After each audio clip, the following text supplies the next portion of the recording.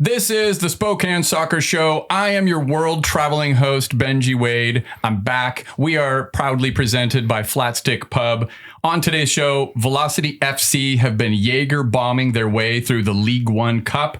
I got to see my very first Premier League game. And Spokane Zephyr FC have announced their very first player signing ever. Boom. Oh my God. Joining me to serve up only the best vibes about all things soccer in the fine city of Spokane, it's my friend Scott Linklater. Welcome back, Scott. Thank you, sir. Welcome back to the United States for you from the across the pond. Dude, we're drowning in soccer. Yeah. Can I just start there? Let's do it. We're drowning in soccer. Yeah. I drowned in a pond of soccer when I left here. I actually intended to take like a hiatus from this sport when I went on my trip to Europe. Shout out my amazing wife, Ray, who set up this whole trip. Like, this trip doesn't happen. She coordinated the whole thing from the tickets to the accommodations to the everything.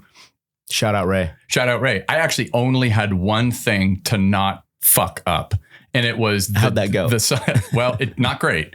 So the soccer day, because I did say once upon a time, and she was like, I totally get it. I was like, I would love to watch a Premier League game. Nice. I'd love to watch the game of soccer, football, in Europe while there. And I was receptive to anything. I was looking at League One games. I was looking at, I looked at everything. Women's Super League. Do you know who played when I was there? Chelsea and Barcelona. Nice. They went to Stamford Bridge and sold out the motherfucker. But instead you went to Craven Cottage, which is dope. But by the way, dude, I've never been there. It's but sick, dude. Yeah. But to see Chelsea and Emma Hayes play Barcelona. It was so much hype for that game. They sold out Stamford Bridge. Yeah, that's but cool. I couldn't find tickets. Yeah, probably pretty expensive too if you want to hit that game. Oh, they're going to be outrageous. The North London Derby was that weekend.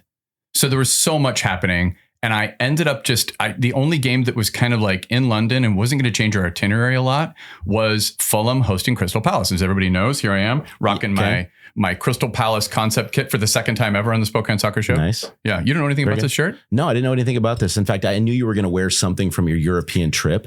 Before we get into the jerseys, okay, just total fanboy curiosity. How much are tickets to go to Fulham game? Oh my God. Okay. I'm going to come back to that in just a moment. But an amazing thing happened, Scott Linklater.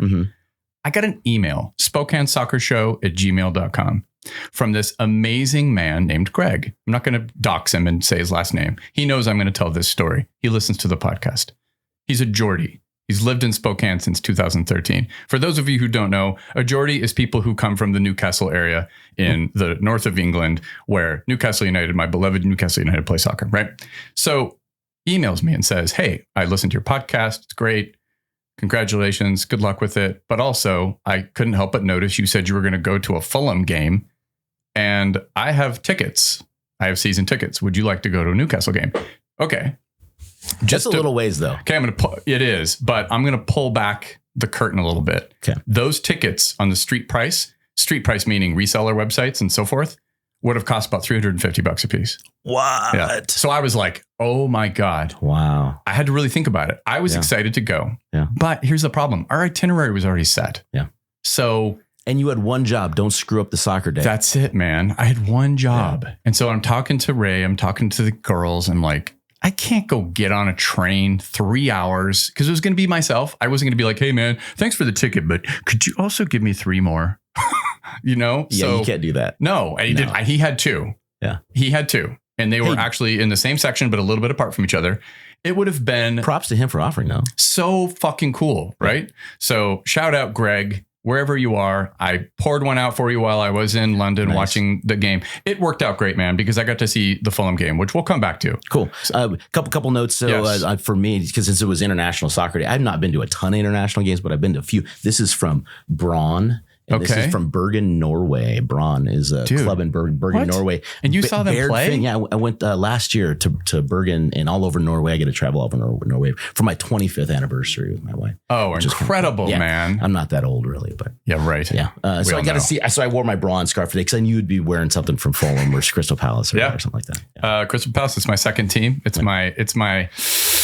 If I ever have enough of a problem with the ethics, but the truth is, man, it's all gross. Yeah. The primary owner now of Crystal Palace is some gross rich dude. Anyways, they're all owned by grocery stores. Yeah. So I digress on that. Anyways, it was amazing. Cool. Can I start with just a little palate cleanser? We have so much to talk about, and I'm going to try to burn through these topics. Shut me up at any point where I just start rambling, because this is going to be a rambly episode. I feel constipated about talking about soccer right now, man. You are backed up. Dude, I'm backed up. Okay. It's been since April 19th since I released a podcast. And since that time, I released the one with my friend Mark Griffin. That was it wasn't a podcast though. It was just the one down at Fellow. And I did only YouTube on that one. So if you haven't checked that out, go to our YouTube page, Mark Griffin, GCFC training, the amazing ASMR King of Soccer. It was such a fun conversation. Got a lot of really good feedback. Thank you for all the feedback I got about that. But I released that right before I left, but it was April 19th is the last podcast release. So much soccer stuff has happened, but I want to start with a little palate cleanser. Cool. Mike Goodman, editor at CBS, the boss of my friend Chuck Booth, who came on my podcast once upon a time, writer for CBS Sports. Mike made a post about Spurs. Okay. He's dunking on them. Basically, it came down to this.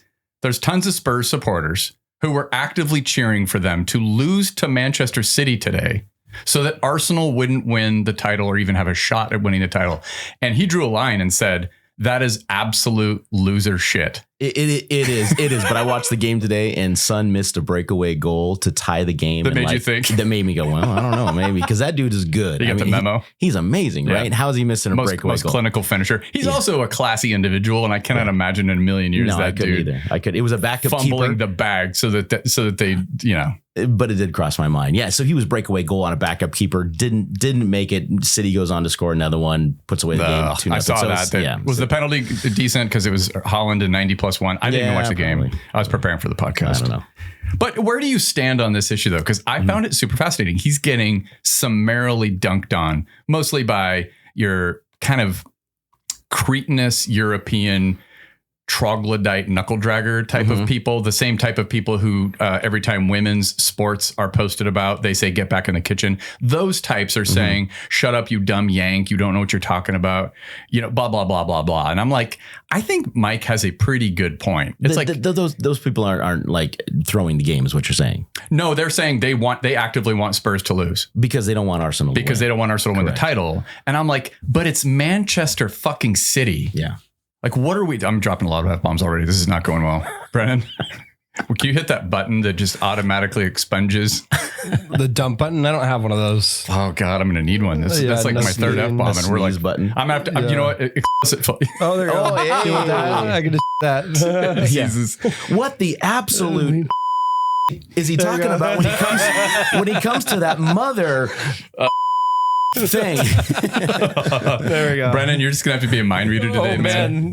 We'll try to lead in with it. I'm on one right now. I am on one. I could just warn you. I'm caffeinated. I'm on one. But anyway, I understand where he's coming from. The one thing that I do think is true, though, there is not. So the counterfactual on this, there is not an equivalent to the local derby that dates back. No. Dude, some of these derbies are 120 plus years old.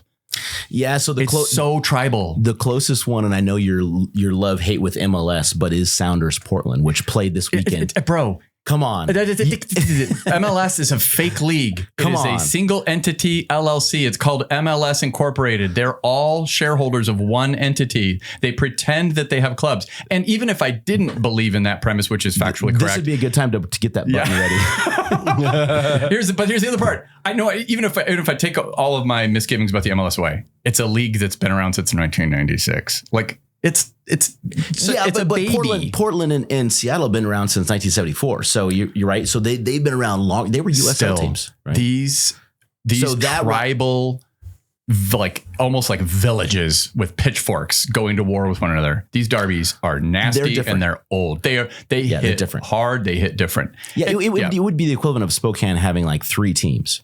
Yes. Right. And you have a stadium on one side of the river and the other side of the river, and then one in the valley, maybe one north. Right. It's not that far apart. And so you're talking about these teams that are very close and a lot of strong rivalries.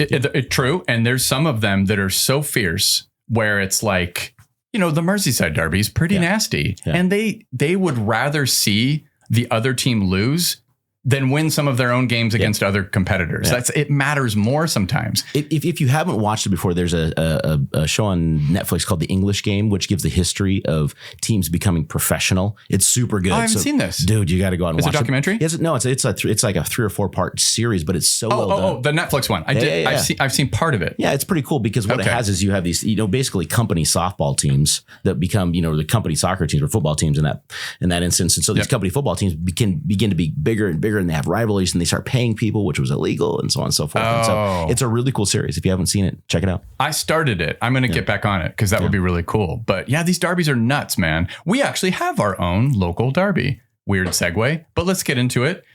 A lot of soccer played this weekend locally. One of them that I didn't get a chance to see was the Spokane Shadow, Spokane United, Evergreen Premier League. Yeah. It's a derby. Yeah, we have our own derby. The Spokane United just joined the Evergreen Premier League. They left the Cascade Premier League. I was bummed to miss it. I've been before, and I missed this one. And whether you're a United guy or a Shadow guy, I'm probably more of a United guy. I probably watched more. You are. Well, I've probably watched more Spokane United than Shadow. I've watched a lot of Shadow over the years, especially when they came back.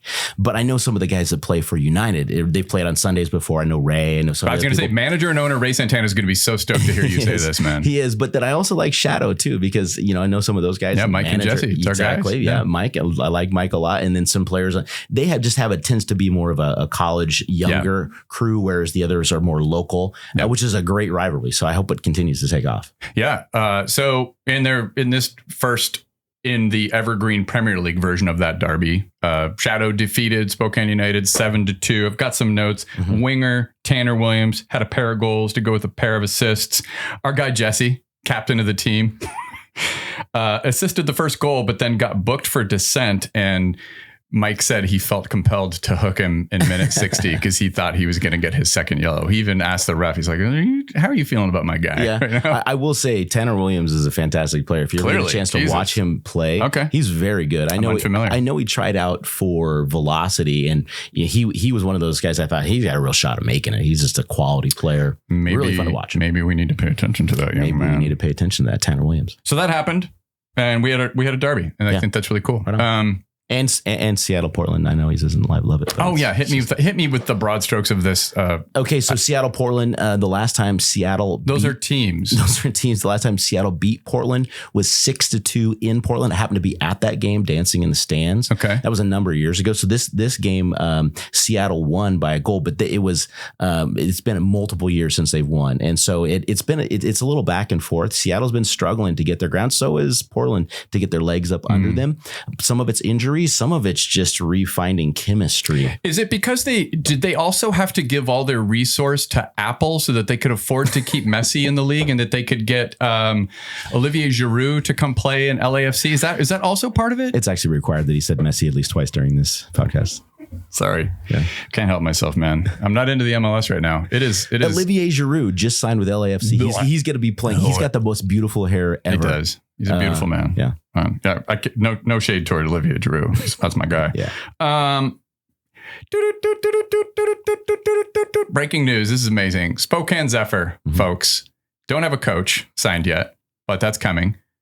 We've signed our first player. Yeah. Good player too. It happened today. Like really good player. Totally. 5'4" midfielder, Marley Canales. I think that's how you pronounce her name. I will find out. I try to get pronunciations correct. It matters a lot to me. Tell me where you've heard this before. She's 26 years old. I swear to God, 8 out of 10 first players that were signed for Velocity were 26 years old. It's something to do. She's not from Missouri State though. Yeah. Well, I'll have to confirm. No, but there is a connection to one of the players on Velocity. I'll come to that in a moment. Really? Yeah. Did not know that. She made 79 appearances for UCLA, bagged 11 goals. That's a pretty good return for a midfielder, I have to say. And I mean, UCLA is cream of the crop for women's soccer, for actually men and women's soccer, NCAA soccer. She was drafted in the 4th round of the NWSL draft in 2022 by Seattle Reign. I won't go by the name that they were called at that time because it's Seattle Reign. We all know that. She also had 23 caps for the U.S. national team, women's national team, for the under 17, under 18, under 20 team. Similar to our friend Gianna Riley, who's been making some under 20 appearances recently. Connections. Josh McAllister, head of performance, we all know, came from Reign. So I'm sure they were well acquainted before he joined USL Spokane. That's where he was. He's been many places. I swear to God, Josh knows everyone in the world who's interested in soccer or has any affiliation to the sport. I swear. Every time I'll look somebody up on Instagram, whatever, player, coach, doesn't matter who the hell they are. It's like followed by Josh McAllister. I swear that guy is so well connected. It's insane. Also, Ahmed Longmire was at UCLA. Oh, really? At the same time. I think it was I think he went there with, is it one or two? Shit. I should have checked my notes. Years of eligibility. He was very good. He had a very good year, or was it year or two? I'll check that. But at UCLA, and they were there at the same time. And what else do I know? Oh, Mike Policio slid into the DMs, said he coached with Marley's dad in Southern California. Remembers her from when she was on her under-9 team. Look at Mike. I know Mike's a well-connected Southern California boy. Yeah. He knows all those people down there. Yeah. Anyway, so that happened. Cool. I'm excited about it. I'm excited. I really love a lot of parts of it, but I'm just so pumped by it. I got to get a sweatshirt. I want one of the sweatshirts. Dude, I don't have anything yet. Yeah, I want one of the When I went to the event, great logo. My kids got swag. I didn't get swag. Where I really like the logo, I'm glad you brought that up. I love the gold colorway. There's something about the gold colorway that's just class. I want to get something that's got that pops, like that dark background with that gold color.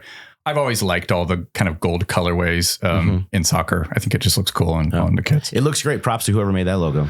It's really good. Jesse Pierpoint, friend of the pod. There you go. Well, actually, one of the designers that works with him, Corey Hart, I believe, was great logo. Yeah. It's really cool. Yeah. Very, very good. So first player, I asked her. I said, "What are you known for as a central midfielder? Are you a 10? Are you a 8? Are you a 6? Whatever." She said she could play anywhere in midfield, but probably an 8 or a 6. Nice. So there you go. Box to box. Box to box. Got our first player. It's so exciting. I had this moment yesterday just feeling like, how spoiled are we right now? Yeah. This is just insane. It really is. I don't think we really appreciate how cool the soccer community is becoming in Spokane and how much access we have to people as well. It's just, we have a lot of riches. The fact that this is all going to begin again. Yeah. And at any point in the coming month or months, I should say, I'm going to be greeted by news about building out Zephyr's team. I'm going to be going to Velocity games. I'll be going to Spokane Shadow, Spokane United games. Dude, it's going to be amazing. Yeah. South Hill FC. Well, yeah, it's a fun time to be alive in Spokane. I think we are. We're in a fun time. It's a fun time to be alive. Yeah. Do you agree with that, Brendan? Fun time to be alive in Spokane?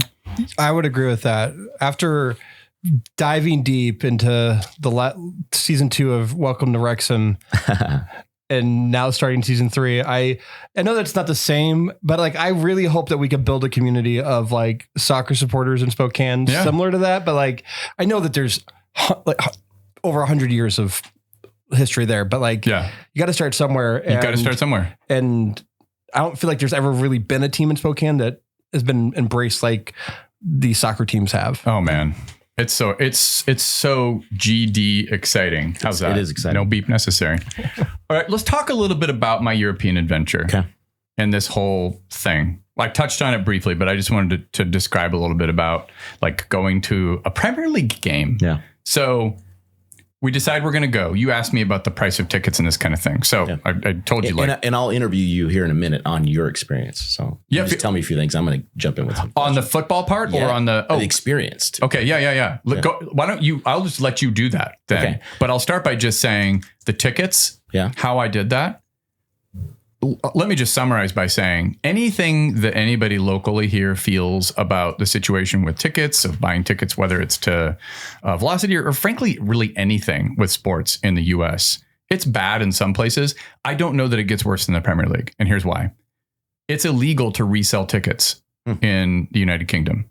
I don't know if it's elsewhere in Europe, but it certainly is in the UK. So when you do go buy tickets from a reseller website, you know that you're like, it's a dodgy situation and it may not work out. Now, I went through a place called, oh my God, what is the website? Live Football Tickets, I think is the name. If you look up live football, it'll be one of the first results because they're doing a lot of business. And it was a totally seamless experience. However, with a caveat, we had decent seats in the Hammersmith stand. I would say I was to the left when facing Fulham's goal. I was about 20 seats to the left of Bernd Leno. and about 5 rows back. Pretty cool seat as far as like a goal end goes. You know, like I was on TV. If I paused and freeze framed, I would see us sitting there.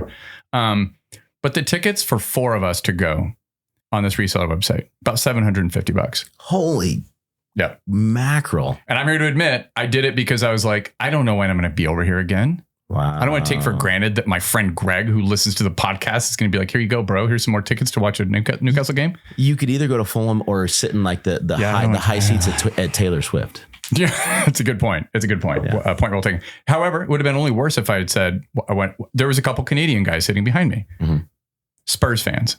And they were like, we really wish we could have gone to the North London Derby, which is also today. And they were like, except we could get both of these tickets for about half the price of one ticket. Wow. They were about $1,200. So are people that are attending these games, they have season tickets and so they have locked in at a certain price? It's like rent controls in New York City. That's exactly what it is. So there's all this membership crap. And then, I mean, it's to be clear, it's just because of the reseller markup factor that I had to pay that price to get into a game. And it's not like that at every stadium, admittedly. Like my friends told me, if I had gone down to the coast to Brighton in the Amex, they were hosting Aston Villa the next weekend. That would have been much less expensive. Sure. But it still would have had to be a reseller site. There were still no publicly available tickets to buy. Wow. So it was just a joke as far as that goes. Yeah, but it's a lot of work. It's like, so when you went into the stadium, so my questions are around the experience. Like, what did you notice that is different about the experience of going to a Premier League game versus any really American sports game? Like, any team sport? Oh my God, where to begin? First of all, take the double decker, as my youngest daughter called it, the Harry Potter bus on the way in. It was like the Knights bus. You know, we sat in the top of the double decker. Everybody's just freaking out, including me. I was like, I've never been on one of those. I was like, this is amazing. Going these quaint back streets through the neighborhood adjacent to Craven Cottage. As you're approaching the stadium, what stands out immediately is that there are about no fewer than 40 or so entry points. With a steward at each entry point. Wow. So a turnstile, a steward, and a little entryway for that person to get into the, the section, the stand, and the row, and the whatever that you're going to be at. Versus what we experienced and are experiencing with these long lines. Yeah. Now, do I think part of that is a little issue with these things called guns? Yes, I do. Because as we know, metal detectors are such a huge deal right now. So bottleneck issues. First thing that stood out as being like, oh, this is pretty straightforward. Now, is that you do have to go through something. I think there was like a little metal detector, but whatever it was, it's just a very different situation as far as that goes. Sure. But what else would I describe? I have to get right to it. I did want to get a beer when I was inside. Can't drink beer inside, or can you? No, you can. And you cannot drink them in your seat. That's worth noting. And I thought that was interesting. So you have to, I don't know if it's just specific to Craven Cottage or what, but so you had to buy your beer and be in a little beer garden area, but it was $5 for a pint of local beer. And this is at Craven Cottage. And with the whole situation I was describing with the ticket prices, which again, that was only because I bought marked up tickets. I think the normal ticket price would have been about $70 for a local person to just buy a single ticket. More if you're going to be in one of the greater, the amazing seats. But yeah, so that stood out pretty much immediately.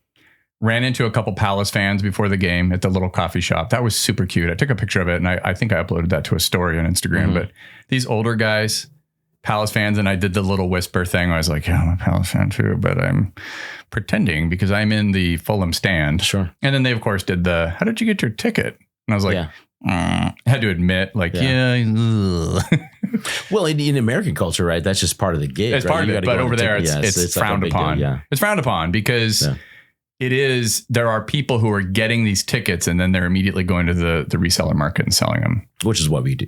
We do here. We do. And it's legitimized. Yeah, totally. Cause we're like, fuck it. Let's do it. Yeah. Brandon. Anyway, so that was pretty amazing.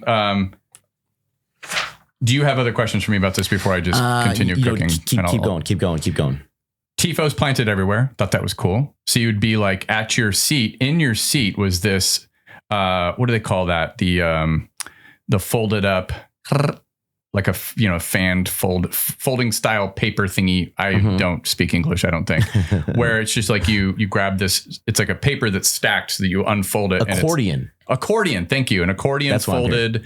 A piece of like a Go Fulham thing, which is in every seat. So that's cool. So at any point in the game, you could throw those up. And then these little mini tifos just planted around the joint, which would actually be really cool at our games if we could do that. I think it's really hard to do when you don't own your stadium, though. So keep that in mind. Yeah.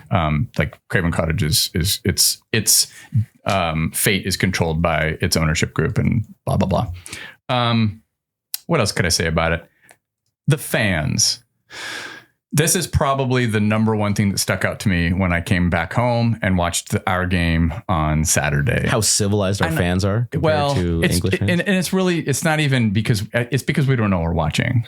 In fairness to our supporters, there'd be moments like there's a 50-50 and a challenge and a foul called, and the foul's called against Omaha on Saturday. That's a moment where when you're at Craven Cottage and you're surrounded by people who support Fulham and know the sport really well, they're loudly clapping. Sure. Minimally. Because they understand what's going on. That's right. Right. Especially if it's in like a dangerous area of the pitch. They know immediately like a free kick's coming. Whereas, as you've pointed out before, you said somebody's like, was that an offensive holding or what was that? Yeah, like what's going on? Was that pass interference on that play? Well, it's really interesting. So like when the NFL goes to London, the Jacksonville Jaguars play, and you watch a bit of a game, you listen to people cheering and you're like, they're cheering at the wrong time and the wrong way, right? It's the same thing. It's the exact same thing. So I'm not going to feel shitty about that because the reality is in the moments that matter, we were loud.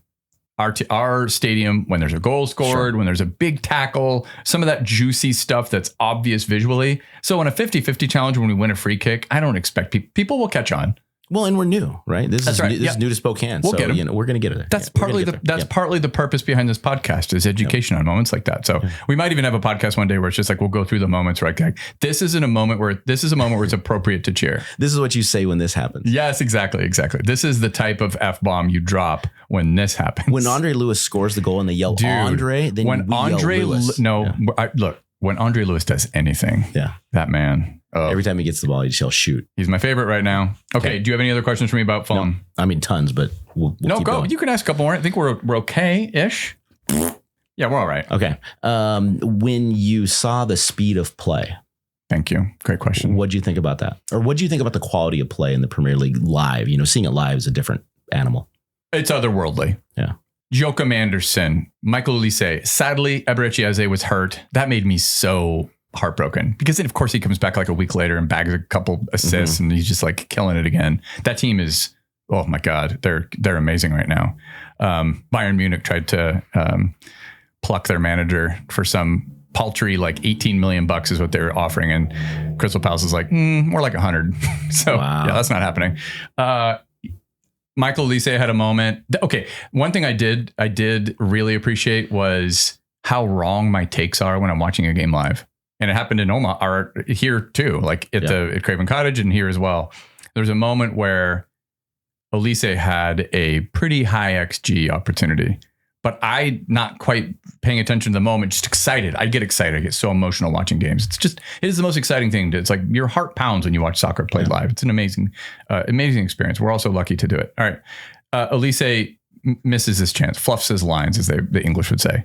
But then I realized later when I watched the replay on TV, is like, he actually came closer than I thought, first of all. Secondly, it was with his weaker right foot.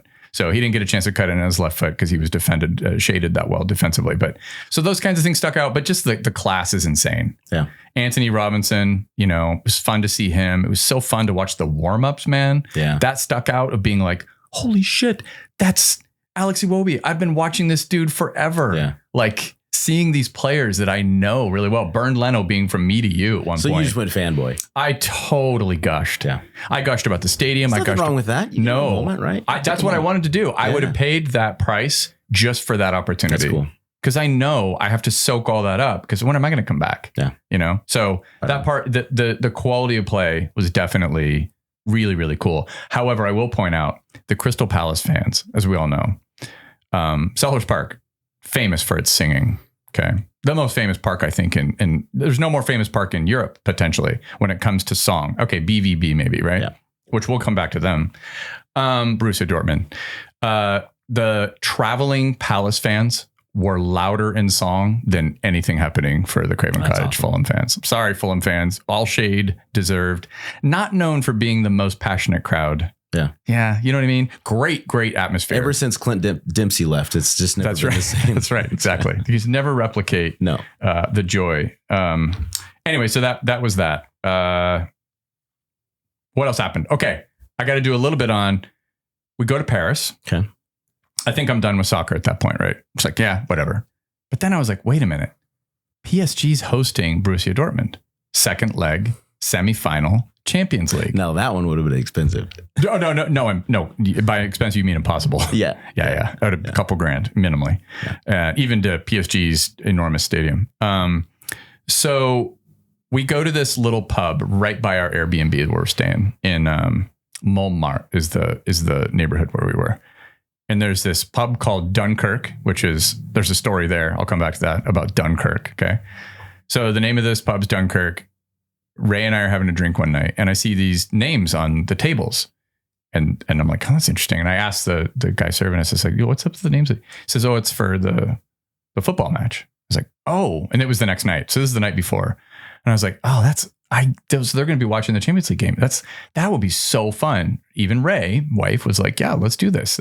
That seems kind of fun. I'll bet even Ivy would love to come over, have some cheesy fries and watch the game. So I, in my typical way, ingratiated myself just the sufficient amount to these dudes that were serving us at this little pub to where they got us a table. Nice.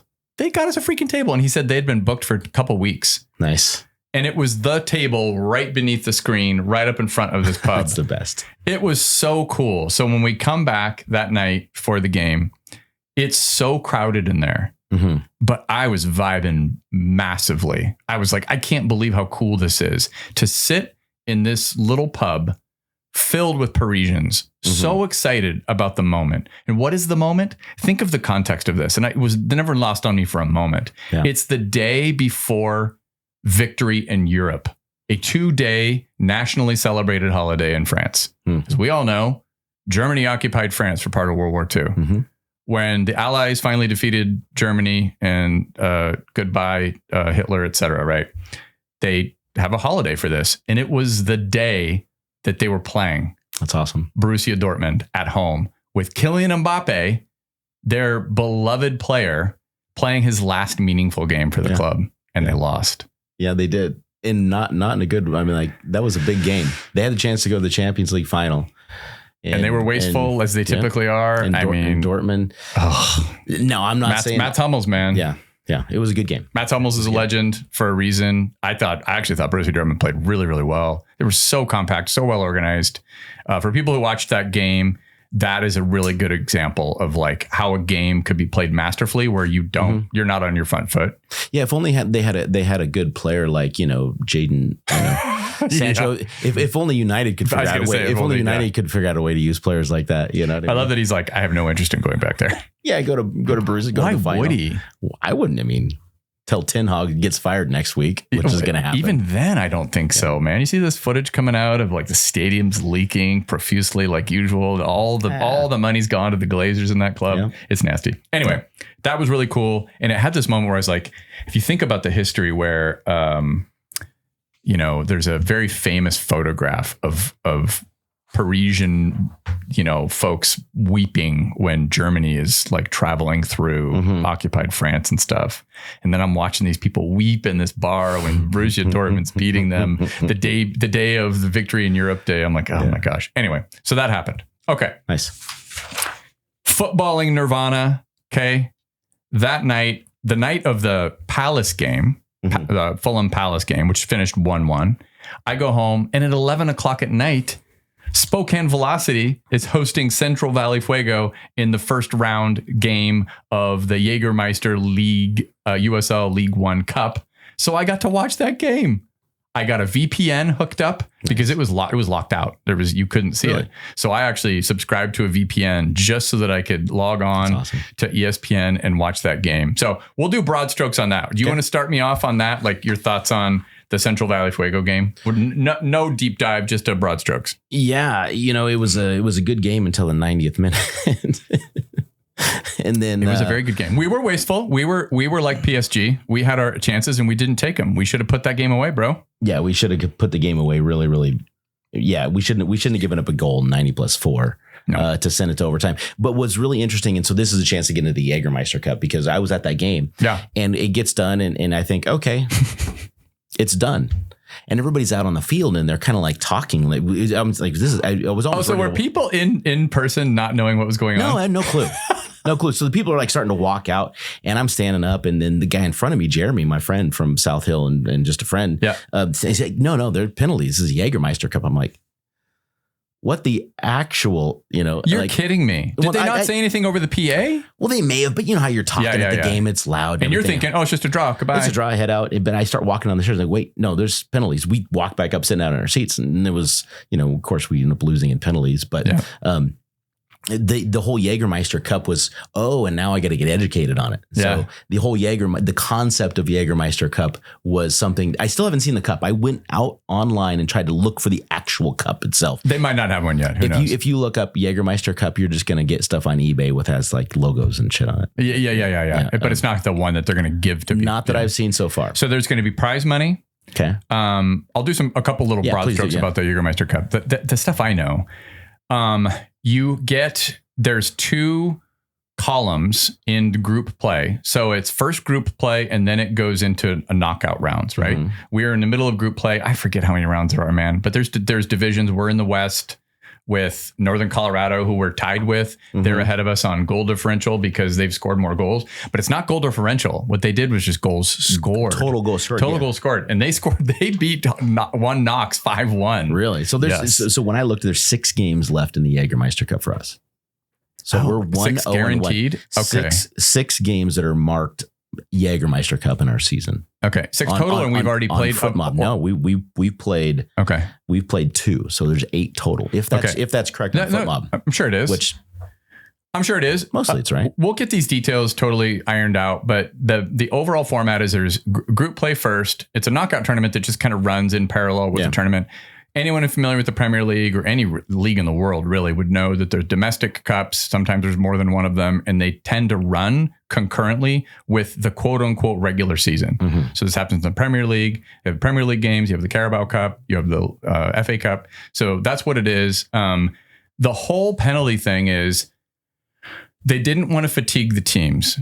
So they didn't want to, they didn't want to just do draws and then finish with just the generic one. They wanted to do something a little inventive, but not go quite total cheese dick like MLS did back in the day with the weird rolling penalty shot thing. Hey, there's a time and place for that. I'm just telling you right now. All right. Okay. I've never seen it work, but I just think it's kind of cool, Dude.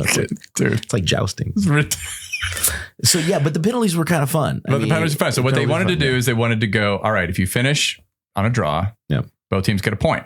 However, you can get one more point by winning a penalty shootout, which is kind of fun. It is kind of fun because penalties are a blast. It is fun. It was funny because that was one of those, again, we're growing up as a soccer town, moments that, again, people are starting to head down, then they stop and they head back up and they're like, what's going on? Yeah. Right. And then you have penalties and you're not sure, do you boo or, that's funny. Were people stoked on it though, generally?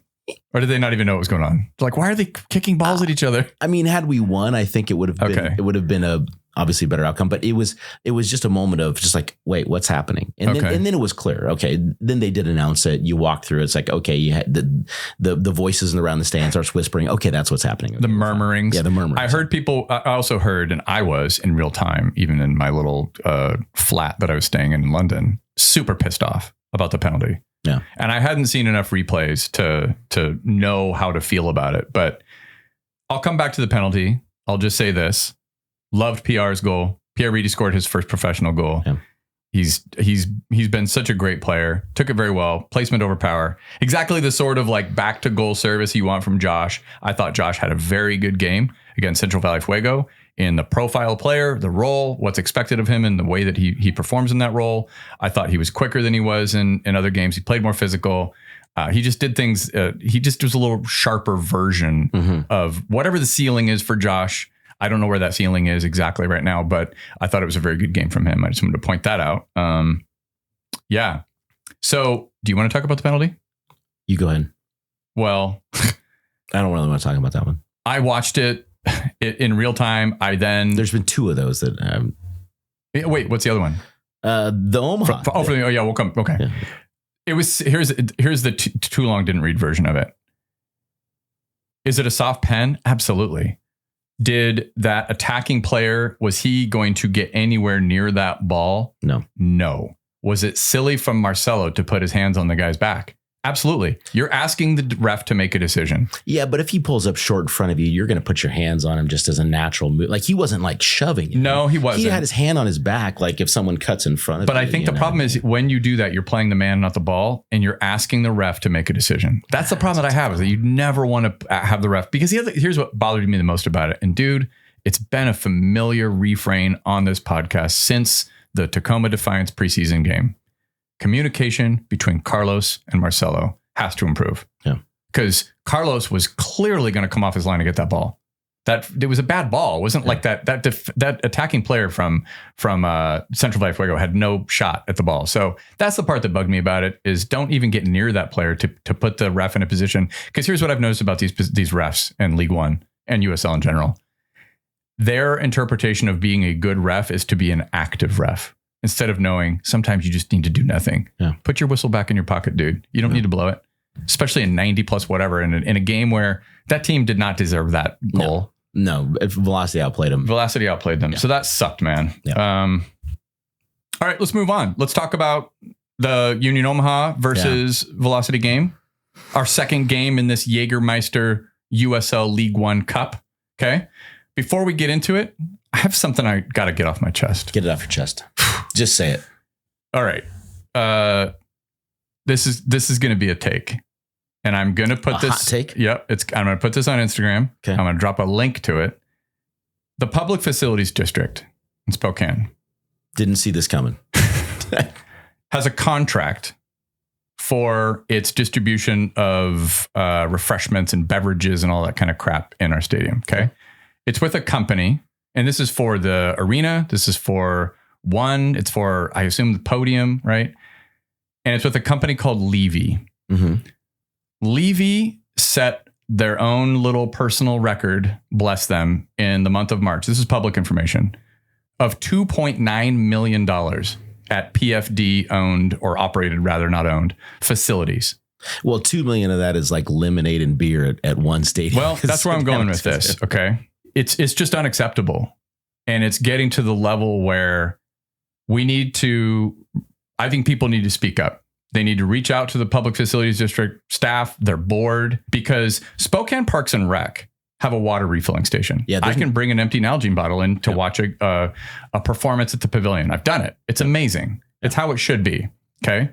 Why doesn't one stadium have that? It's got a little, when we were trying to fill up our water bottle at the drinking fountain, you have to like angle it just right to get it half full. It's a pain in the ass. Yeah. And it would be extremely inefficient. And to just know that they generally don't want you to do that because they want the money. Yeah. So 2 things I think can ruin what is a crown jewel experience of going to one stadium and watching soccer. And frankly, it's going to be watching anything: high school football, comedy,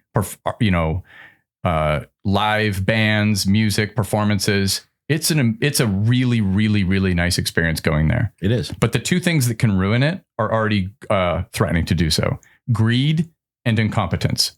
Levy is greedy enough to set all of the pricing for beverages. Okay. And the Public Facilities District, and this is the nicest thing I could imagine is happening, has managed that relationship and contract with incompetence. Because apparently their Levy is allowed to set the pricing. We don't set it, as in the Public Facilities District, which represents local voters, et cetera. Their leadership, et cetera, is tied to like county commissioners. Like this is a governmental entity that's supposed to represent people. And I can't for the life of me understand how they can justify the pricing of water, or the fact that you can't refill water, that you can't bring in an empty. What's going to happen when it's 95 or 100 degrees outside, Scott? Well, and even at this game, so I rarely go down to the concession stands, but my loving wife wanted a frozen lemonade, and that's what I'm there for. So I went down in the middle of the first half. So like at the 30th minute, or it's the 28th minute, and I watched the clock. It took me 10 minutes to buy one lemonade because the lines on both sides were snaking all the way out and everything was slow. They were refilling things. They didn't have cold things. They didn't have a lot of it. And the prices are bananas. What'd you pay for a pint of beer at Fulham? $5. What'd you pay for a can of Coors at one stadium? I have notes on that. $16. Before, and then there's like another fee, and then they have the gall to put like a tip thing in there. And I don't want to be mean to the people that are working there, but I'm like, bro, there's nothing left for you. No, if you're they've a gotten family, their multiple pounds of flesh. I've got no tip for you. If you're a family and you're trying to buy 5 bottles of water. Yeah. Okay.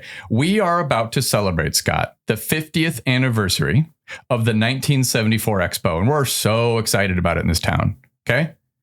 That is also known as the International Exposition on the Environment. It was the first ever environmentally themed World's Fair. And here we are at our Crown Jewel Stadium, charging local families for a bottle of water and not allowing them to bring in an empty container or vessel and have a refilling station when it's going to be 100 degrees outside soon. So it's unacceptable. And here's what I want to say. General inquiries. There's a phone number I would invite any listener to call. 509-279-7000. Let the Public Facilities District know how you feel about this topic.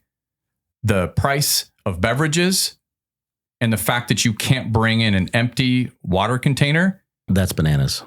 It's despicable. Yeah, that's bananas. And it has actually gotten attention across the country. Because I'm on Discord servers with people who follow this sport, whether it's MLS or USL leagues.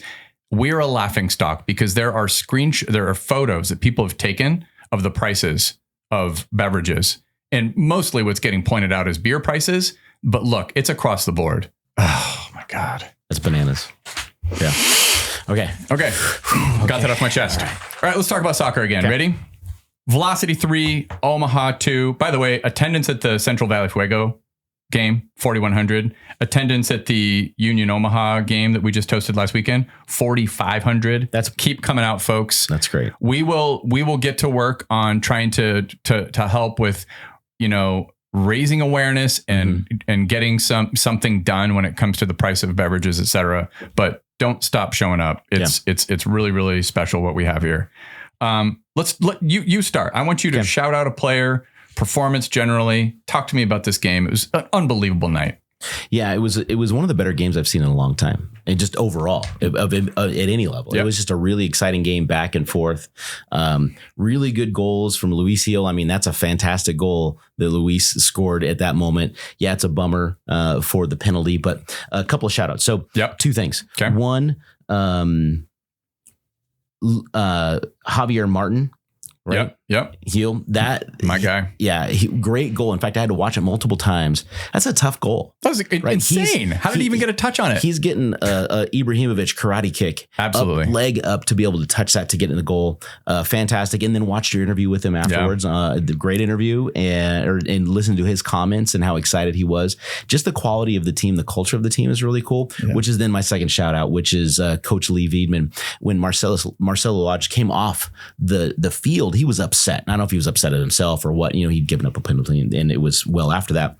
But Lee didn't just let him go and be mad. He went and engaged him, and you could tell that he sort of brought him back around. I couldn't hear what he's saying, and I don't know what he's saying, but you could see body language. He was just doing a fantastic job of trying to settle him into a place of not getting stuck in this. Put his arm around him, and they were engaging, and I don't know if he challenged him or what it was, but he got down there with him and said, "Hey, let's keep our mind in the game here," and obviously he did, and he's planning ahead to the future. Just the culture of the team is really fun to watch right now. That resilience. And so, which I don't know if you want to talk about late goals. Is this the time to talk about late goals, or you want to wait for a few minutes on that one? So we can wait for a few minutes because we should do a blow by blow of the game, because I have a feeling there's a lot of people who listen to this podcast who don't get to go to the games. Yeah. And this might be their kind of experience of it. Yeah. So let's do a linear, let's walk them through what happened, but feel free to, any more notes you have about the game and the vibe and the atmosphere? The game, the atmosphere, the weather was fantastic. Oh my God. You talk about the view from the stadium looking out towards Gonzaga, beautiful. Magic. Andre Lewis's hustle. Dude. I mean, I mean, that goal is scored just because he's pushing and pressuring and he's following through. And so just shout out to him in terms of his hustle, because that was on him, 100% hustle goal. And that made the difference in the game ultimately. And think about the context of when that happens. Yeah. We give up this kind of like, I was deflated, man. Like the best goalkeepers in the world will get 5-holed. Sure. So Carlos Marancio concedes a goal between his legs. I'll come back to that in a moment, but I just want to follow up on something you said. Like my first note here, when we want to do this little section when we're doing these recaps of like just overall impressions and notes, dude, Andre Lewis is an elite player. He's a great player, man. That's my note. We are seeing all the goals, but his read of the game defensively is just, it's savant, man. And he stole it from number 70 on their team, who Omaha is their best player, or at least Lagos Kunga had a nightmare game. And so he gave that away. Yeah, right. And he is a good player, right? Very good player. He gave that away right in front of the goal. But he's clearly uncomfortable when he's asked to play a deep lying role or to have the ball with his back to the opponent. Clearly makes that player so uncomfortable. And Andre spotted it, man. Yeah. It's what he said in the interview after when I chatted with him after the game. He's like, yeah, I saw that player. He has his back to me and I know he didn't want to have his back to me. And so I just like followed up on it. And he read him like it was incredible. Yeah, so a true box-to-box menace. I just can't get enough of Andre Lewis's play right now. It was so fun, by the way, getting back from Europe. Yes, I got to go to Craven Cottage, watch a Premier League game, etc. But I would take this experience over that, man. I'll just say that. Yeah, the quality of the play. But to me, sometimes it's like there's some diminishing returns aspect to that at times too. It's like there's what you just pointed out. Javier Martin Hill getting a foot to that ball. Especially when he said you could just feel the passion in that dude and the care and just how much he wanted that goal because he was pissed that the header that he had a few minutes earlier didn't go in. Well, and it was Metzner that gave the service, right? Yeah. And so I think it was Derek on the other one. Metzner's service is so good. So his service is like a 9, right? And then so you're finishing but that finish was also like a 9, right? That was a really good finish and it's really hard to do. Just even getting a touch fast to that. Yeah. Absolutely. I do have to say a funny thing quickly. Ran into some friends in the beer line at one point, right? Mm-hmm. Talking to Derek Oliver, Mr. Dio, Mr. Spokane doesn't suck himself. Mm-hmm. Catching up a little bit. He's asking me about Europe, blah, blah, blah. I'm like, yeah, it's so good to see you. And turn around. And I'm having this like vibe of like, yeah, seeing some friends is really cool. Feeling a little bit cool, yeah, let's go. Spokane Soccer Show's back. And I turn around, I just slam right into some dude. Just holding a beer. Oh, man. Holding a brand new $16 Coors. Drops it. I couldn't catch it in time. Geez. I've usually got pretty good quick reflexes for those things. Beer's toast. Oh. And I just did a sigh. Whole line is standing there, the beer line, and laughing at me and laughing with me too, because it was just, everybody felt sad for me. But then I, of course, shell out for 2. I just go ahead and buy 2 of them. Like one for him, one for me. Sure. And I walk away and I'm like, why did I just buy a $16 Coors for myself? I hate Coors. I don't want this. Anyway, so that happened. I thought that was just a moment I wanted to share. Some of the moments, just the social moments of the game have been so fun because you get there and you realize that the soccer community in Spokane is not that large. Yeah. But then as this is drawing people together in a community structure, you're starting to make relationships. I'm making friendships at the games. Same. I'm meeting new people that I haven't met before, and we're having a good time together. The people in our section looking down, see different folks. I see Nicole. I see, this person over here. I see Mick over there. I see Matt over there. You start to see different people and you're just glad to see everybody. It's like a little community gathering. It's so fun. Yeah. Section 206 is, you recall, I was darting up and down the stairs, going down to the field and back up to my seat, which is at the very top of the stadium. I think it's the best seat in the house. And it's pretty good. And then coming down and sitting on the steps next to you and your wife and just chatting. Hillary, shout out. Yeah. And you're right, man. It's so fun. But that guy I spilled a beer with, I then ran him down after buying the beer and just said, hey, man, I'm just really sorry about that. And cheers. And hope you enjoy the game. He's rocking a black version of the kit. Mm-hmm. And then he's like, he makes a joke at my expense. I just got dunked on. He's like, what about the cleaning bill for my shirt? And I was like, damn, come on. He's like, I'm just kidding, man. Anyway, so back to the game. I've also just learned my takes on games live are certifiably useless. I thought it was Marcelo that dragged down Misael Rodriguez. It wasn't. It was Ahmed. I thought it was Josh who had the header in the 87th minute. So it wasn't. Hold on. Who committed the foul? It was Ahmed. Yeah. Yeah, who wrapped who barely wrapped his left arm over the dude's shoulder, and then he acted like he got shot. I thought that was Laj. I thought it was Laj. Yeah, no, it was Ahmed. I thought it was Josh Doling who had the header in the 87th minute. That was actually Javier Martin Hill. Yeah. Javier Martin Hill was really upset that he didn't bury that chance. Yeah. He hit it right at the keeper, but it was off his head. Come on, that happens. A little note on that. Sometimes people will be confused if you just first started watching soccer. When folks take off their jersey and they're wearing like that black looking bra thing, what that is a data collector. So on the very back here, there's a little device that sits back there and it tracks their mileage, their heart rate and all this kind of stuff. And so you'll see players take that off, and that was never there before, but it is in every league, every place now. It's a data collector is what it is. Yeah. And when they're in training, now they're on their feet. They have a new device that goes on feet, and it tracks like the foot speed and all this other kind of stuff. Yeah. It's a little bit more undeveloped and primitive, but it's we all know where this is going. It's going to get amazing over time. But yeah, that's a good note. Interesting, the shape. Mm-hmm. So I looked at FootMob, and FootMob has this, sometimes this is wrong, and sometimes it like on Saturday, it's actually accurate. It described the starting formation for Velocity as a 4-1-4-1. And I paid attention. Now, granted, there was a problem with the camera in the first half. I asked the club about this, and they said that one of the two cameras had a broken lens. So we have a wide, which is that tactical view, which I love. Everybody's heard me talk about how much I love that camera. And then there's a kind of a close-up one that they'll do on the replays and stuff like that, right? So the one that's for replays or whatever is the only one that was working. They were replacing a lens on the other one. As a result of that, it was kind of hard to tell, but I kind of think that was true. I think that Colin was kind of the lone pivot for a while in the first half. Really? And Andre was definitely playing high. And I saw a lot of overloads on the right, in particular with Roman and Pierre in the first half, which is, I know, something that you're always excited when Roman's involved on those overloads on the right. So I thought you would have appreciated that. Yeah, when I saw the formation with Smith up front, you had Reedy on the right, which normally he'd be on the left, right? Yeah. He was on the right above. He's been interchangeable. He's been really odd. He's a fantastic player. The more I watch him, the more I love him. He's just really, really good. But then Lewis always pushing up, almost like Colin was sticking back. He was the defensive, right? Yep. And he had some nice plays too. Totally. But Lewis pushing up and then pushing Heel around, and then Heel all of them will interchange, which is really kind of fun to watch too. There's a lot of interchanging that happens. And I think that's new, man. Yeah. When Lee mentioned after the game, I specifically shouted out that we gave up a couple kind of soft goals. The penalty was garbage, Carlos gets 5 holds, kind of bad luck. It can happen to the best keepers in the world, right? But our goals, meanwhile, were from the run of play, all 3. Mm-hmm. And he said I could tell that really lit a spark, because the way he responded to that was pretty demonstrative. He's like, we worked really hard on that in training.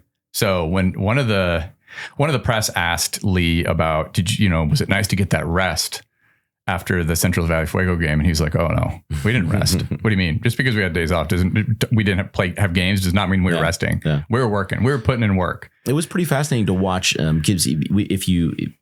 Even Waldeck would push up, but you had your 2 center backs and then you had Colin in the middle, but then everybody else they would overlap. They'd switch. It's pretty dynamic up there. Very dynamic. It's not total football, but it's almost total football. Yeah. They're starting to like move around, and what it looks like is they're starting to trust each other, and they know where each other's going to be. Right? We talked about that early. We did. And when I asked Luis about the topic of the stagnant attack at one point, he was pretty candid and said, it's just a lack of trust. We need more interchange. Yeah. We need guys to get in behind the lines. I saw more running. I saw exactly what you're describing too. A lot of swaps, a lot of big switches, a lot of mini switches, stuff that it just looked like it had a little bit of meat to it. There was a nice mix of the Omaha, a very solid defensive team. One of the better teams in League One, by the way. The best to top the Omaha table right now, is the odds-on favorites to probably top of everybody's power rankings and expected to finish first in the league. They did come off of a game that went to penalties in the Open Cup against Sporting Kansas City, an MLS team, in midweek. But no excuses. It's a team that's been around for many years and they've got depth. They have a very strong squad. But they did trot out a couple 19-year-olds and stuff like that. But regardless, it was a really, really good performance. And that dynamic attack that you're talking about, it really made Omaha uncomfortable. Yeah. Well, they kept pressing. I was just looking earlier that Spokane was listed at number 5 in the power rankings prior to playing Omaha. Omaha was number 1, Spokane number 5. And so they're moving up. They're going to be moving up a little bit. And maybe this is a really good test point for us to be able to look at and go, what quality of a team we have? We have a quality team. Yep. And that's fun to watch. It was a great game this weekend. And later on our conversation, I have a thought on what's going to take us from being like a top 5 or 6 team to a team that's in the top 2 or 3. Okay. And it could happen this season. We'll see. What else from this game? The second half, they fixed the camera and I very much saw 4-2-3-1. Okay. Just want to throw that out there. That's what I thought they were running the whole time. That was what it looked like to me. Did it look like 4-2-3-1? Yeah, with Lewis bombing up the field, at times he would join the attack, almost like, and I know you're not a Sounders guy, but João Paulo does in the Sounders games, or other players will jump in in other teams and move up from that defensive mid to an attacking, almost like a central mid. Sounders is a soccer team. Is that what they? Seattle Sounders. Okay, gotcha. Sorry, I just always forget. Minute 4, key moments. Let's talk about this. Free kick, top of the box. Yellow card for Omaha. Luis Hill's brought down. I think it was like, I was in the beer line when that happened. I think I was getting ready to run into that guy and have him drop his beer right when that happened. But Colin forced a great save from the keeper. Yeah. Do you remember that? I do. Dude, that was minute 4. It was so early on. Their keeper made some fantastic saves, man. Yeah. Just saying. Colin is a really true 2-footed player because I have to remind myself pretty constantly that he's left-footed. Anyway, let's go through the goals. Okay. I'll do it fairly quickly. I'll try to trot through these. Okay. First goal, minute 11. It's this player, Lagos Kunga, who's a very dynamic playmaking winger / midfielder for Omaha. Plays a weighted pass behind the lines, splits our defenders, Marcelo and Derek Waldeck. It was a very slashing play. It was one of those where, because he kind of split through. He did, exactly. And then I have this kind of question I want to ask of like, how did Kunga have all the time in the world to pick out that pass? Well, without the double pivot, because I definitely saw whether or not we had a 4-1-4-1 or Andre was just given more license to play an 8 as a pivot. Regardless, it required some compensation in terms of shape to avoid getting beat. And there was a moment that happened, and the wingers have to be extra careful if Andre is going to be playing up pretty high, right? And it was Ariel Mbumba. He was kind of caught ball watching. Omaha took a throw in deep on the left. Mbumba was in the middle of the park. Adam, I don't know how to pronounce this man's name. I want to say it's Aumaish, their left winger. He picks out Kunga pretty easily because he's got like no one around. And then Misael Rodriguez, to your point, splits Marcelo and Derek, times his run perfectly. Yeah. That player, whether he's a little diving ballerina or not, he's really good, man. And it was reminiscent of the goals we give up to both Yannick Yankum and Azad Liadi for Lexington when they got in behind us on the left and scored 2 goals. It's that there's something going on the left, and it's been there since the Union or since the Tacoma Defiance game. I feel bad even pointing this out because hey, all you USL teams that love listening to this podcast, you just do the Men in Black thing, like just forget that you heard this part. But there's something going on there. Sure. I mean, in the Defiance, we're vulnerable on that side, man. In the Defiance game, it was a matter of a trialist. Right. Wasn't that the case with the left back just got scorched? Well, it was, but it's also like it hasn't been solved yet, man. Sure. So we're still prone to getting beat by speed. Don't you think that they're overloading on that side because they're avoiding Metanera on the other side? And so they're just choosing the opposite picking side. Their poison. It could be. Exactly. It could be. And then the other thing is Reedy is bombing up, right? Bombing up. Well, he was when he was on the left side, but he's bombing up. And so there's this gap in there. And I noted the same thing you did with Ariel Mbumba.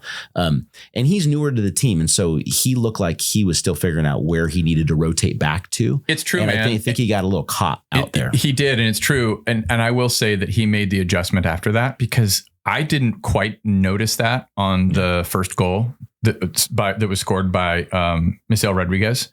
So I only noticed it watching the replay at home. So after that, Mbumba played exceptionally well. And in fact, I as I mentioned when I interviewed Early Mbumba after the game, you know, he was getting shouted some big ups from Lee a couple times. And I think it might have been one of those, hey, you fucked up on this one play, so I'm going to be on you and expecting you we really need your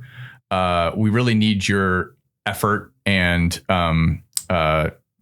this help on the left to like help out with Derek, because Derek likes to get forward too. So wingers really have to defend on this team. And he was just out of position. He just did not get back. And I don't think he recognized that he was leaving a serious gap. Massive. Yeah, totally. Okay. So second goal, 5 minutes later, minute 16. This is why I love the Andre goal so much, because the timing of it, I was really deflated and felt like, oh man, after that first goal. And then just takes a little endeavor, and this is just, it feels like classic Andre. Right when you feel the most defeated in a moment for velocity so far, whether it's the Vegas Lights game or this one, giving up that pretty heartbreaking goal because we were playing really well, and then he just goes and just does a little freelancing, notices that Lagos Kunga looks uncomfortable. He's got but like, why, just in retrospect, like he just happened to be right there and it pressured, right? Because he had rotated up into basically center forward. I think it's the read, man. I think he really knew. Good. And some of these players know each other. I always have to be careful about that. I think some of them know each other. They've been around the block. Yeah, exactly. But he spotted him, and when Kunga was tracking the ball to receive it from one of the Omaha pivots, Andre knew immediately that he didn't look comfortable and just picked his pocket, man. Simple as that. Yeah. And right after that play, man, Lapsley, the goalkeeper, was in Kunga's ear. Yeah. And Kunga did one of these. Sure, he owned it. He did. He's like, she's but I mean, come on. He looked super embarrassed. Yeah. We got to talk about the penalty. Okay. It's just this simple. I put a video on my Instagram page. If you haven't seen it, go look at it. I had a lot of fun making it. just making fun of this guy. Marcel Rodriguez he took a dive. Ahmed got the ball. He headed it. He cleared it, but he wrapped his left arm a little bit around Rodriguez. And Rodriguez, as was pointed out by my guy Gio. So Gio, big fan of Greenville, and we like to banter with one another. He saw that video and he was just like, dude, this guy, not only did he dive, Ahmed grabs his left shoulder and pulls him counterclockwise. But then when he dives and starts rolling, he rolls clockwise. Yeah. So it made no sense. He just hurled himself into a 5. He took 5 rolls. And the ball was well passed. Yeah, nobody's getting to that. It's a joke. But it was such an embarrassing call. Like, I was a little more forgiving of the pen being called in the Central Valley Fuego game. This one was just ridiculous. I think in the run of play, when I first saw it, I thought, okay, I can see why he called it. But then I watched the replay and I thought, no. Same, man. I thought it was clumsy. I also thought it was Marcelo. I'm sorry, Marcelo. My bad, man. It was Ahmed. I really did too. I thought that's why Wiedemann was talking to him. Yeah. Yeah, not the case. Okay. Continue. Carlos guessed right, but Kudus Lawal, similar to the goal that it was similar to Marcelo's takedown of Central Valley Fuego as Kudus Lawal. I had to get a note of who that player's was. But Carlos guessed right on this. But Pedro, look at this name. Love this Brazilian midfielder. Pedro Dolabella. That is a great name. Buries it, man. It was perfectly placed pen because Carlos guessed right. He just couldn't get to it. Marcel Rodriguez dove again in the 71st minute. He had clean in on goal. Derek comes up, standing tackle, gets the ball cleanly. Rodriguez goes to the floor, tries to. He smoked him on that one. He owned him. Yeah. Who? Derek? Yeah, Derek owned him. And the ref this time, credit to him, was like, fool me once. Yeah. Because there was 2 more times that I think Rodriguez, one of them I thought he could have gotten a pen called, but it was like, I'm not giving you another one, dude. Yeah. I shouldn't have given you the first one. 4th goal, dude, it's Kunga again. Receives the ball from his fullback. He's got his back to Derek Waldeck. I just think something about velocity. I think they just knew that Kunga just did not like to have the ball with his back to the opponent. They just crowded him out. Derek, Ariel, Andre, all there, just pressuring in packs.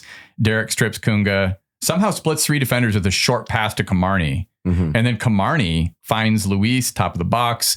Luis kind of gets it stuck in his foot. It actually touches the defender. Because I wondered why Camarney didn't get an assist. And it was because it was kind of the defender had almost poked it away. But Luis managed to collect and took his shot. And it's the type of goal honestly, Scott, the finish was the most important part. Yeah. It was composed.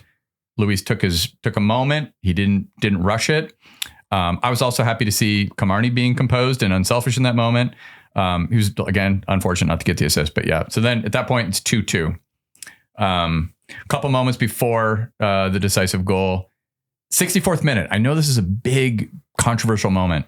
Derek gets horse colored by it's a 15-yard penalty by a guy. Yeah, dude. It was yeah, totally. For any of our dude, everybody was upset about it in the stadium because it looked like a horse collar in football. Well, it was. He grabbed him by the collar. Dude, it was terrible, but it was outside the box. And dude, I'm going to give the ref credit. I did in real time, and then I thought, am I going to be embarrassed? Okay. Is it one of my dumb shit takes and that I'm going to like revisit? Nope, it was clean, man. Ref played advantage, and I asked Derek about it.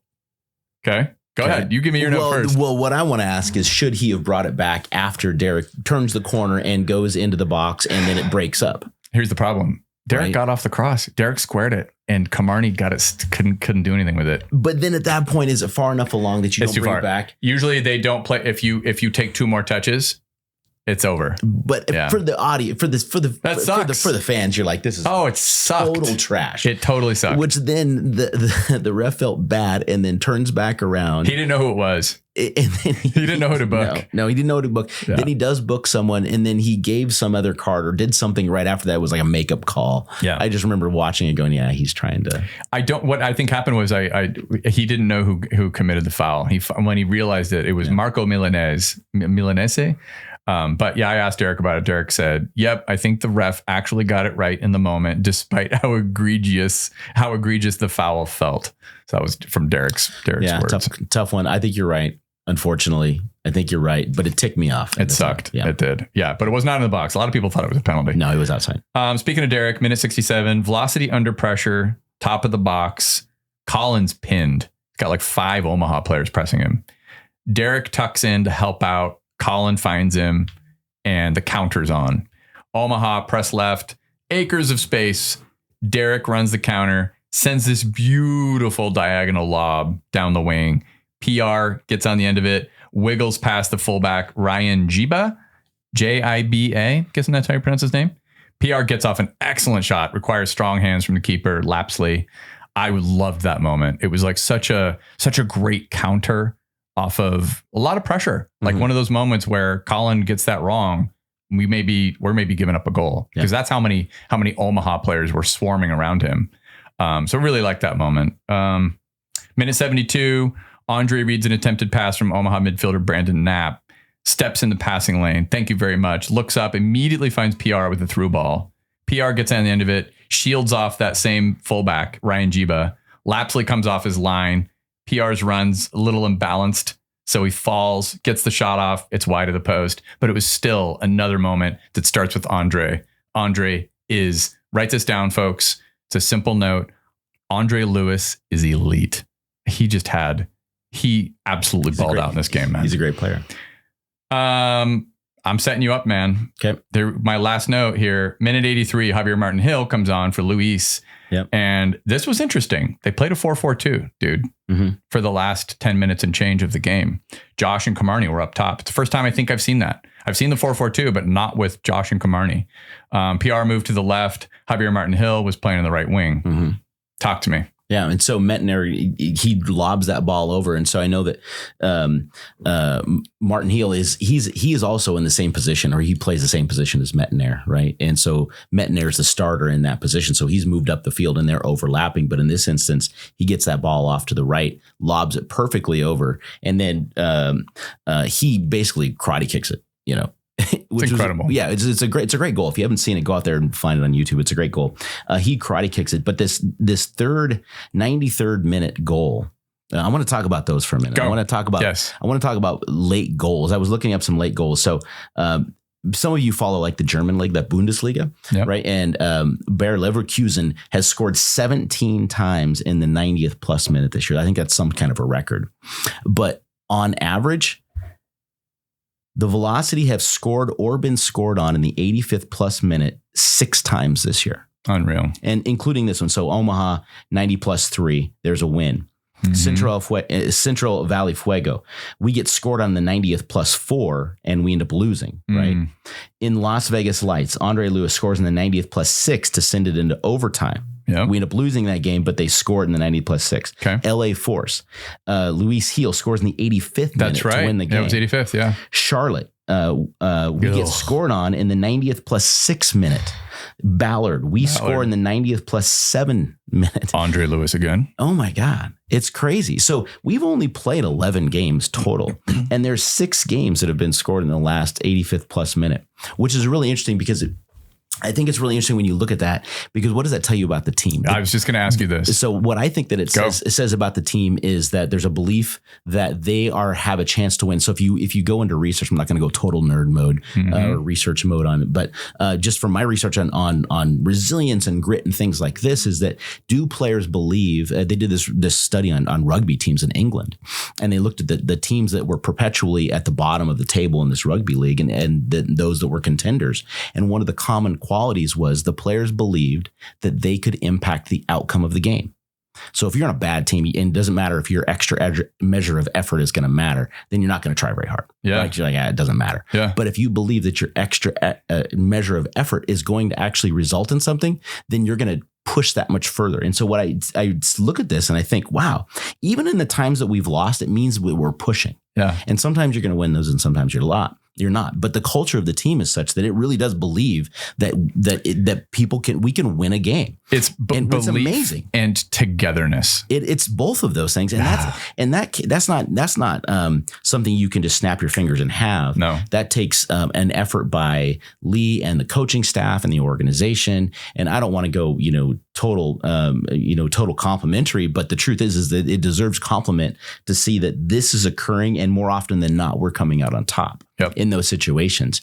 And the players believe, Andre Lewis, Luis Heel, these players believe that if they put an extra measure of effort, that it's going to impact the outcome. And it is. And it's friggin' fun to watch too. Well, your example is perfect in the Bundesliga because I don't remember. I wish I had this data off the top of my head, but Bayern Munich has won, 8 of 9, 6 in a row, some insane number of Bundesliga titles, and poor fucking Harry Kane.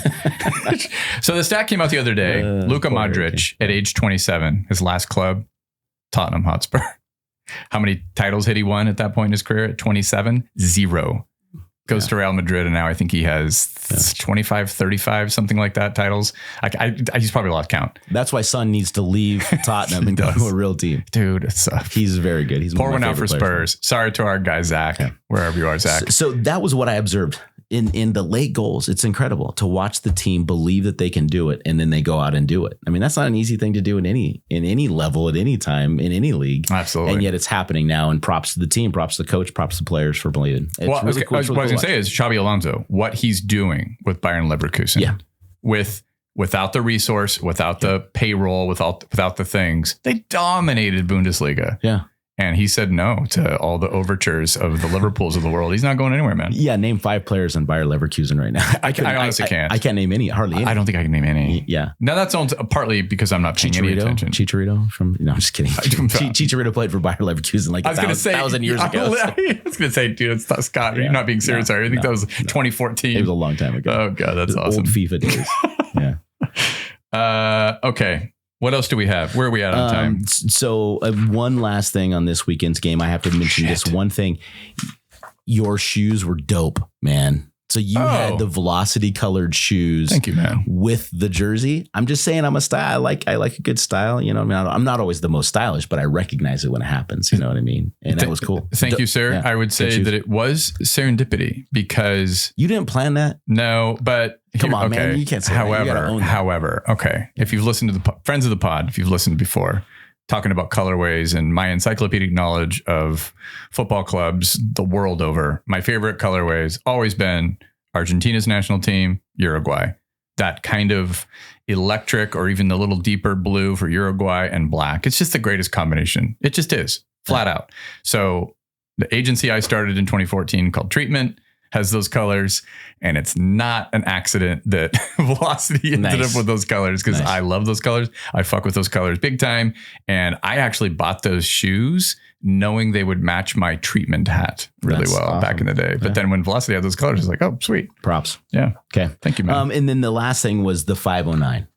So I want to talk about the chance. Are you ready to go into that? Yep, Just a little 509 talk. Yep. So props to Andres as the call leader, South Hill football guy, playing since he was 15 years old.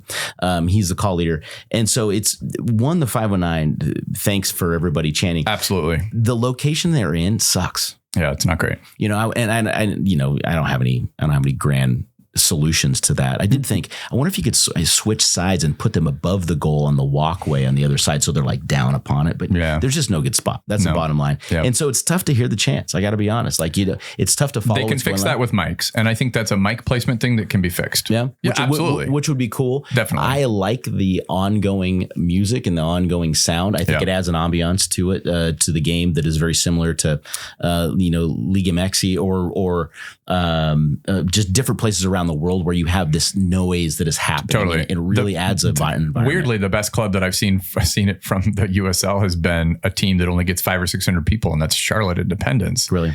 The mic placement for their band is great. They do a great job, but the mic is placed perfectly. We just got to fix the mic placement. That's a great note. Hopefully Ryan, shout out, listen to this podcast. I know you will. And, see if we could tweak the mic placement. See if the club. Somebody sang along with one of the chants from the box up. Not good. So don't do that. Okay. Just skip that. So I'm just being real. Yeah. We need the mics on the folks.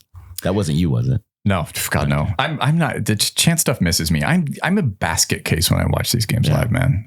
I can't be counted upon to do anything except for get really emotional. Shout out Carlos, made 5 nice saves. Marcelo and Ahmed didn't really have much to do in that game, by the way. It was weird. It was a weirdly quiet game for them. They didn't have much to do. Defensive actions, they had like 8 or 9. We do have Q&A. I'll try to get through it quickly. Let's do it. We'll go speed round. Riley asks, most recent thoughts on Doling versus Smith, up top discussion. People love this topic. I understand why. I'll just say this. Here's my notes.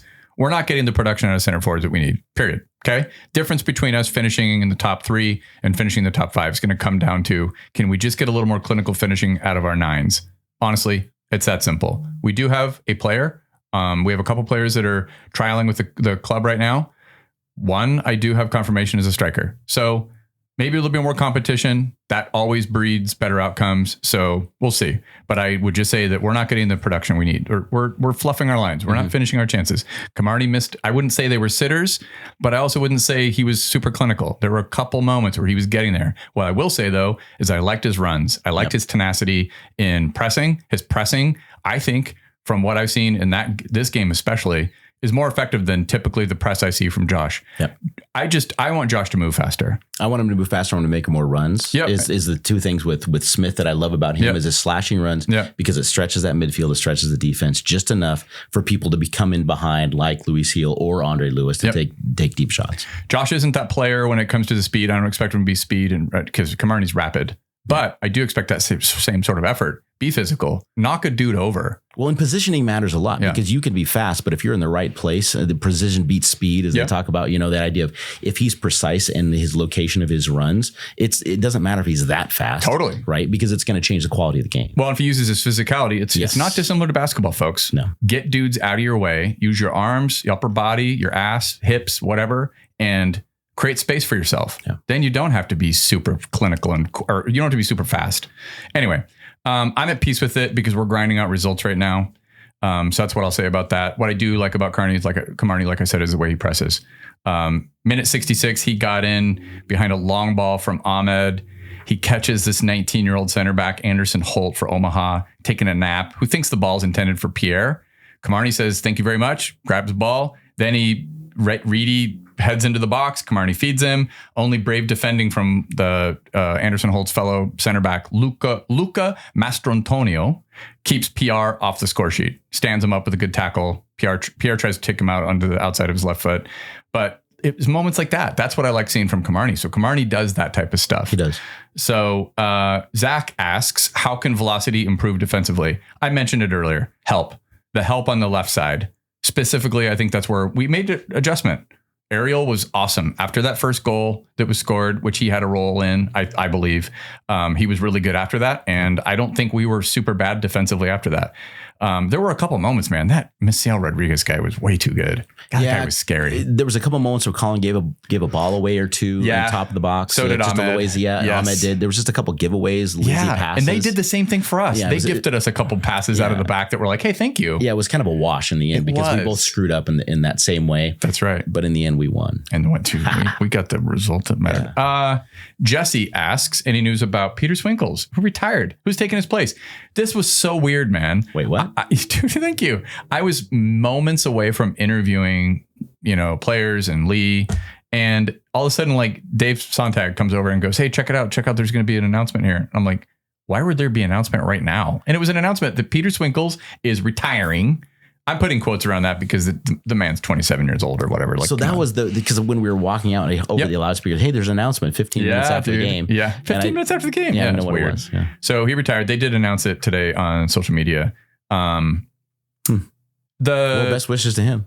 Absolutely. Class dude, class player. I really liked him as a player, as a little change of style, sweeper, keeper, whatever. Very curious. I do have confirmed by the club that we have signed a quote unquote championship level goalkeeper. Wow. Championship meaning USL championship. Someone with a player with USL championship experience. So that's good news. And that player will be suited up for the Madison game because we have to have another keeper. Jesus.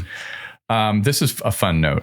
So after the game, the owners gave Peter Swinkles a gift card to Request and said, take the boys out.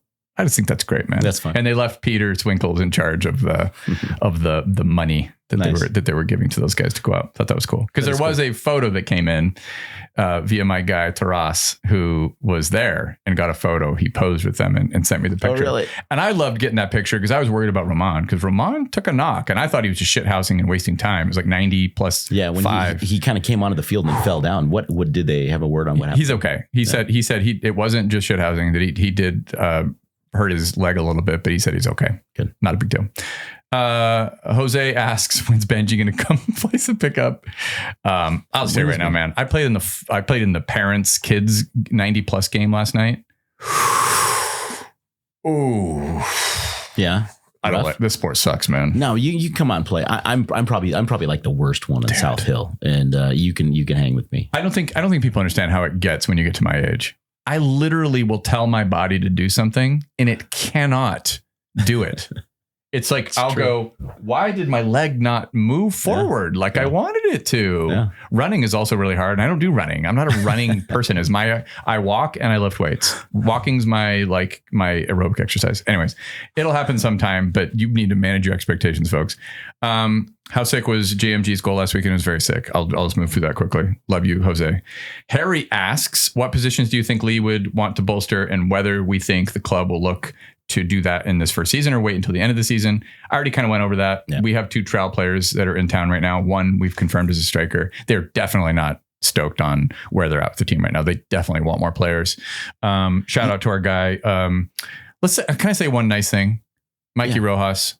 He's feeling it, man. Yeah. If you're out there, Mikey, I don't know if he's a podcast guy. He's young. Young people don't listen to podcasts. I just hope his spirits rise because he threw out a video on TikTok. He's just sad. Yeah, that's sad. I don't blame him. He finally broke through, and now he's on the bench just waiting for his foot to heal. And he was such a spark against LA Force in that game. God. Well, he would be my choice. I don't think he plays number 10, but he would be my choice as backup 10. Yeah. Dang. Anyway. I think that's what I got. Thank you, Scott. Let's wrap this up. Yeah. Thank you to our presenting sponsor, Flat Stick Pub. Thank you to Feast World Kitchen. Yeah. Thank you to, I'm going to announce it now. Got a new sponsor coming on. Nice. Spokane City Credit Union. Shout out Deanna, their wonderful CEO. Nice. Going to make some more announcements about that soon. Cool. We are working on a very special podcast. Speaking of my friends at Flatstick, the week leading up to the game versus Chivas. Announcements about that coming very soon. I'm going to try to involve not only Feast, but possibly also 90 plus. Mm-hmm. Next up, Forward Madison's playing here Sunday, One Stadium, 3 p.m. Get a ticket because I think that might sell out. Mm-hmm. Should be a great game. I am going to be on the Talkin' Flock podcast, which is the Forward Madison supporters podcast. Nice. My friend Rob Chappelle runs that joint, and he invited me to come on his podcast. And so I will drop a link to that because we all need to learn about Madison. I'm only learning about these teams one game at a time. Yeah. So that will happen. And this is going to run long, but I hope everybody hangs in and appreciates it. Thank you once again, Scott. Absolutely. Thank you, Brandon. Thanks, Brandon. Thanks for listening, everybody. Until next time. Next time. Up the Falls.